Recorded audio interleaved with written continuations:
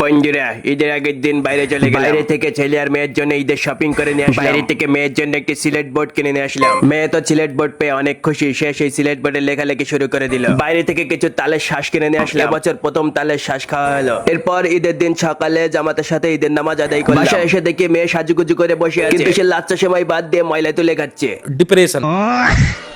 একটু বকা দেওয়াতে সে রাগ করে দৌড়াতে থাকলো। এরপর শুরু হয়ে গেল ছেলে আর মেয়ের ফটোশুট।